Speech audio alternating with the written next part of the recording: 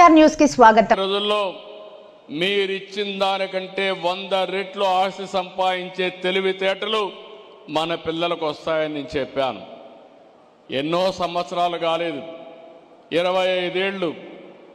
ఈరోజు ప్రపంచంలో మీరు ఎక్కడికైనా వెళ్ళండి, ఏ దేశానికి పోయినా అక్కడ తెలుగువాడు ఉంటాడు.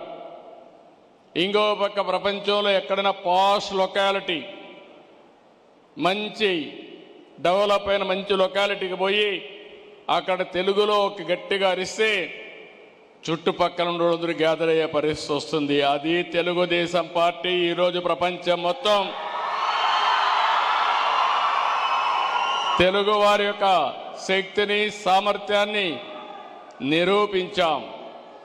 ఒక్క మాటలో చెప్పాలంటే ప్రపంచంలో ఈరోజు హైయెస్ట్ పర్ క్యాపిటా ఇన్కమ్ సంపాదించే వ్యక్తులు ఇండియన్స్ అయితే అందులో 35% తెలుగు వాళ్ళు ఉన్నారంటే అది మనం వేసిన ఫౌండేషన్ తప్ప ఇంకోటి కాదు. ఈరోజు నిన్న మొన్న కూడా నేను మాట్లాడాను, స్టూడెంట్స్ అంతా ఉన్నారు. మీరు ఒకటి గుర్తుపెట్టుకోవాలి, కొంతమంది మాట్లాడుతున్నారు ఏ వస్తే ఉద్యోగాలు పోతాయి కాబట్టి చదువు కూడా మానేసి ఇంట్లో కూర్చుందామని. అది సొల్యూషన్ కాదు. నేను అందుకే ఒక మాట చెప్పాను, మనమందరం కూడా ఒక ఇన్స్పైరింగ్ టైంలో ఉన్నాం. ఇక్కడ ఉండే స్టూడెంట్స్కి మీకు అందరికీ విజ్ఞప్తి చేస్తున్నా, ఈరోజు మీరందరూ గుర్తుంటే ఆలోచిస్తే ప్రభుత్వం అంతా కూడా ఏ విధంగా నేను ఆలోచిస్తున్నానని ఒక విషయం చెప్తున్నాను మీకు.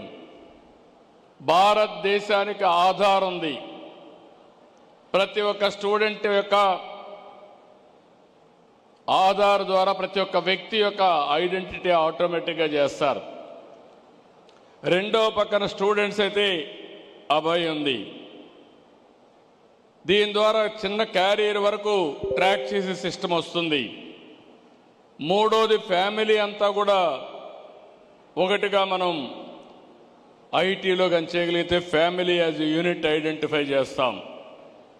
ఇది అయిన తర్వాత మీరు ఒకసారి చూస్తే ప్రతి ఒక్క ఇంట్లో ఉండే వాళ్ళు ఆ ఇల్లు కూడా జియో ట్యాగింగ్ చేస్తున్నాం.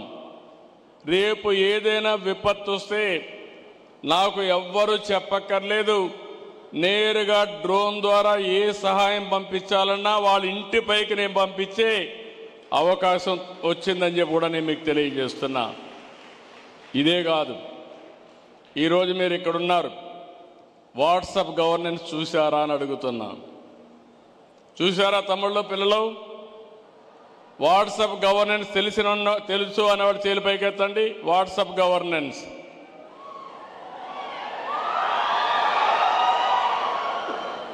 మీరు ఇప్పటి నుంచి ఎవ్వరి దగ్గరికి పోయే పని లేదు, మీ ఫోనే.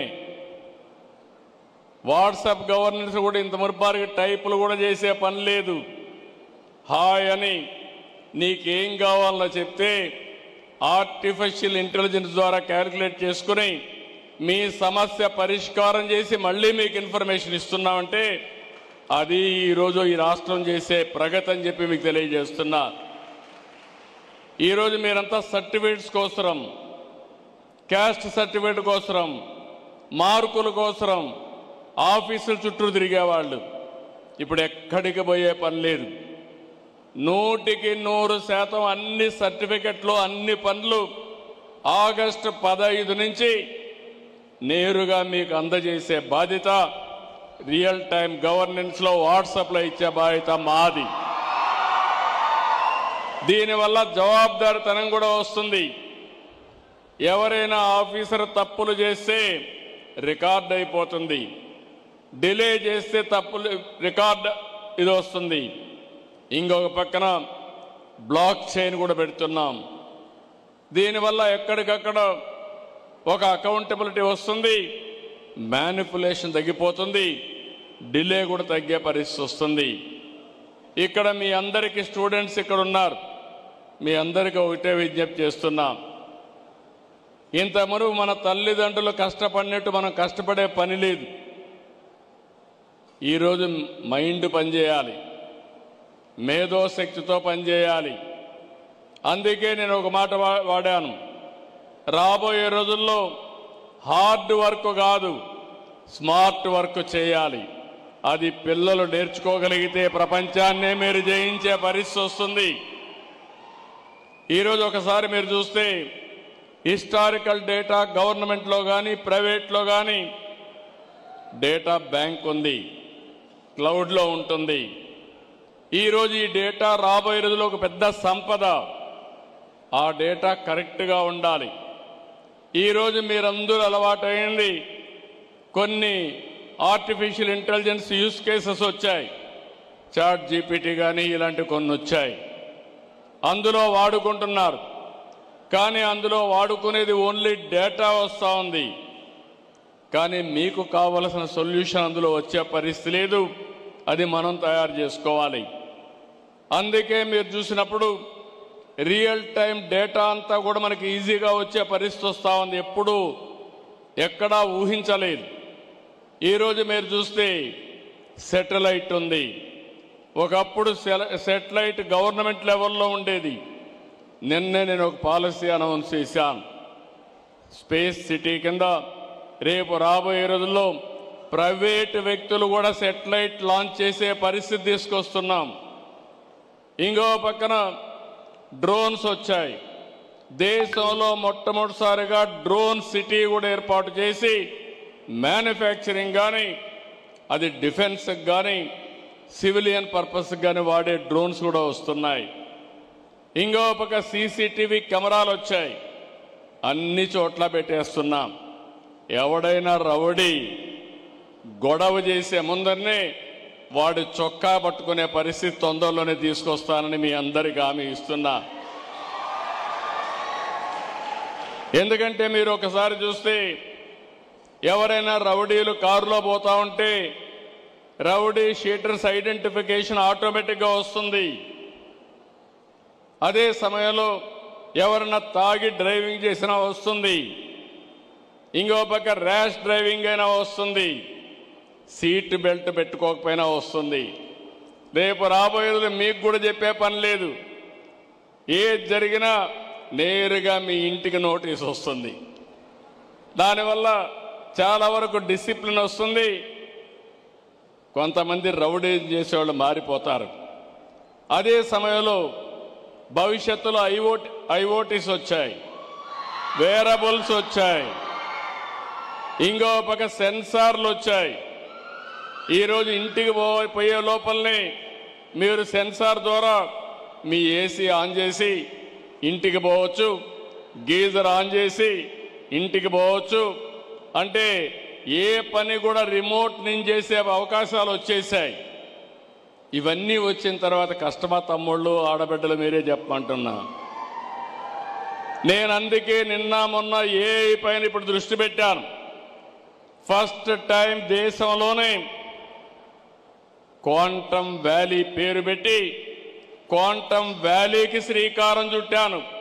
క్వాంటమ్ కంప్యూటింగ్కి ఐబిఎం, టీసీఎస్, ఎల్ఎన్టీ ముగ్గురు కలిసి చేస్తున్నారు. ఈ 30వ తారీఖున దగ్గర 500 మంది ఎక్స్పర్ట్స్ అందరినీ పెట్టి క్వాంటమ్ కంప్యూటింగ్ వాడేవాళ్ళని, అకాడమిక్ ఇన్స్టిట్యూషన్స్ని, ఎక్స్పర్ట్స్ని, మేధావులందరితో పెట్టి ఏ విధంగా దీన్ని ఉపయోగించుకోవాలనో, ఆల్గరిథమ్స్ రాయాలనో అవన్నీ తయారు చేయడానికి ముందుకు పోతున్నాం. అందుకే నేను ఒక మాట మీతో చెప్పాను. ఈరోజు ప్రారంభం మాత్రం ఏం చేసింది, దేశంలో ఉండే ముఖ్యమైన వ్యక్తులు ఎవరైనా సరే 160 మంది ఇందులో పోటీ పడ్డారు. 60 మంది మాత్రం సెలెక్ట్ చేశారు. అందులో 8 యూస్ కేసెస్ని ఐడెంటిఫై చేశారు.